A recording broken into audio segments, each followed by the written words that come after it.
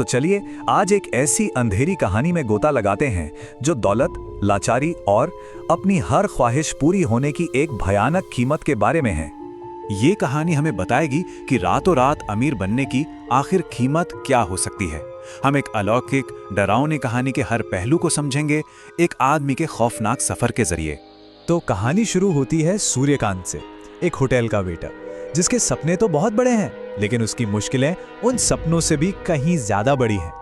वो अपनी प्रेमिका नताशा से बहुत प्यार करता था और साथ ही उस शानदार लाइफस्टाइल के लिए तरसता था जो वो रोज अपने काम की जगह पर देखता था। और अमीर बनने की यही चाहत उसे जुए की दुनिया में ले गई। नतीजा, उसने नागपाल नाम के एक खतरनाक आदमी से 5 लाख का कर्जा ले लिया। जब खुद पर और नताशा पर खतरा मंडराने लगा तो बेचारा और हताश सूर्यकांत एक पुरानी लाइब्रेरी में पहुंच गया और वहीं उसे एक अजीब सी रहस्यमयी किताब मिली जिसमें बेशुमार दौलत पाने का रास्ता बताया गया था। देखिए, उस किताब में एक बहुत ही ताकतवर आत्मा को बुलाने का एक पुराना काला अनुष्ठान लिखा था और वो आत्मा थी एक यक्षिणी। अब इस अनुष्ठान को करने के लिए जो लगन चाहिए थी वो सच में हैरान करने वाली है। मतलब पूरे 41 रातों तक उसने ये खौफनाक रस्म निभाई।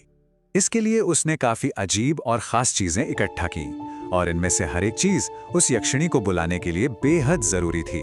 तो 41वीं रात को आखिरकार उसका अनुष्ठान सफल हुआ और उसके सामने एक बेहद खूबसूरत औरत प्रकट हुई। ये यक्षिणी थी और उसने सूर्यकांत के सामने एक सौदा रखा।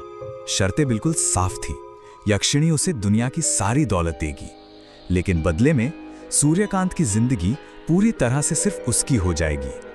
और यक्षिणी की शर्तों की गंभीरता का अंदाजा इसी बात से लगाया जा सकता है जब उसने कहा, अगर तुमने किसी दूसरी औरत का ख्वाब भी देखा तो मैं उसे मार दूंगी। सूर्यकांत मान गया और रातों रात उसकी दुनिया पूरी तरह बदल गई। लेकिन ये नई दुनिया जल्द ही उसके लिए एक सुनहरा पिंजरा, एक जेल बन गई। उसके पास अब वो सारी दौलत थी जिसकी उसने कभी तमन्ना की थी, लेकिन इस पैसे की आजादी के लिए उसे एक बहुत ही भयानक कीमत चुकानी पड़ रही थी। मतलब ये जो सोने का पिंजरा था ना, ये असल में वहम, डर और खौफ से भरा हुआ था। सूर्यकांत ने नताशा को बचाने के लिए उसे खुद से दूर कर दिया, लेकिन यक्षिणी की जलन की कोई सीमा नहीं थी। जैसे ही सूर्यकांत ने नताशा से मिलने की कोशिश की, यक्षिणी ने बदला लेने के लिए पहले उसकी फैक्ट्री तबाह कर दी और फिर उससे वो एक चीज भी छीन ली जिससे वो सच में प्यार करता था। सूर्यकांत को नताशा अपने घर में मरी हुई मिली, यक्षिणी के गुस्से का शिकार। ये उसके सौदे की आखिरी कीमत थी। इस घटना ने उसकी रूह को झकझोर कर रख दिया और उसे तकलीफ और पागलपन के एक गहरे भंवर में धकेल दिया। अब पूरी तरह टूट चुका और बेघर सूर्यकांत समझ गया था कि उसे इस श्राप से बचने का कोई ना कोई रास्ता तो ढूंढना ही होगा। खुदकुशी की कोशिश के बाद उसे आकांक्षा नाम की एक पैरानॉर्मल एक्सपर्ट बचाती है। वो उसकी पूरी कहानी सुनती है और फिर उसे एक ऐसे साधु के बारे में बताती है जिसके पास शायद उसकी आजादी की चाबी हो। उस साधु ने उसे समझाया कि सूर्यकांत ने यक्षिणी के गलत रूप को बुलाया था। उसकी इकलौती उम्मीद अब एक दूसरा और पहले से भी कहीं ज्यादा मुश्किल अनुष्ठान करने में थी, जिससे यक्षिणी के स्वभाव को बदला जा सके।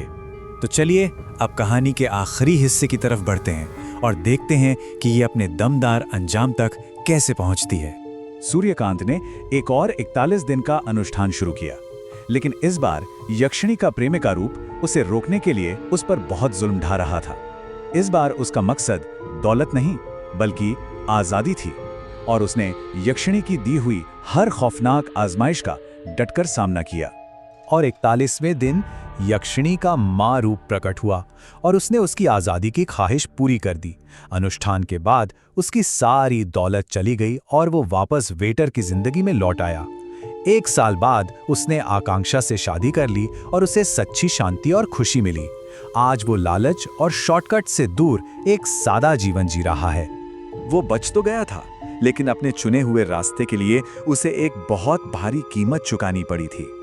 कहानी का अंत उसके इस खौफनाक तजुर्बे से मिले सबक के साथ होता है। तो सूर्यकांत की कहानी हमें एक सवाल के साथ छोड़ जाती है, क्या शॉर्टकट से मिली कामयाबी सच में कामयाबी होती है? ये कहानी एक याद दिलाती है उन छिपे हुए खतरों की जो अक्सर सबसे आसान दिखने वाले रास्तों के पीछे छुपे होते हैं।